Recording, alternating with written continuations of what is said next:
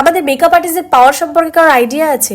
এই প্রচন্ড গরমে তোমারই বাড়িতে গিয়ে তোমারই ঘরের এসি রুম থেকে তোমাকে ঘাড় ধাক্কা দিয়ে বের করে ওখানে রাজ করার ক্ষমতা রাখি আমরা। আবার তোমাদের নিজেদের বাড়িতেই নক করে ঢুকতে হবে আর আমাদের কাছ থেকে পারমিশন নিতে হবে যে ঘরে ঢোকা যাবে কিনা।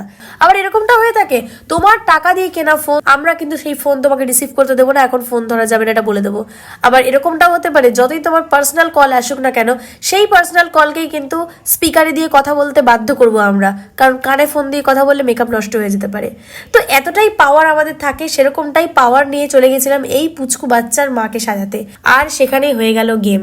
সবসময় আমরা যেমন ক্লায়েন্টের বাড়িতে গিয়ে জোর খাটাই, কারেন্ট কিন্তু আমাদের সেই মজা একদিনে বুঝিয়ে দিয়েছে। 19 মে প্রচন্ড গরমে ক্লায়েন্টের বাড়িতে কারেন্ট চলে গেল, বুঝতেই পারছো অবস্থা কিরকম হচ্ছে। কারেন্ট আছে কিনা দেখার জন্য এত জিনিসপত্র নিয়ে একবার এই বাড়ি একবার ওই বাড়ি এসব করে বেরিয়েছি। সত্যি বলতে লোকের এসি ঘর থেকে বের করে দেওয়ার স্বাদ একদিনে আমার মিটে গেছে। ওয়েট, বেশি খুশি হওয়ার কোনো কারণ নেই, কারেন্ট কিন্তু সবসময় যায় না, কিন্তু আমাদের রাত সবসময় চলবে।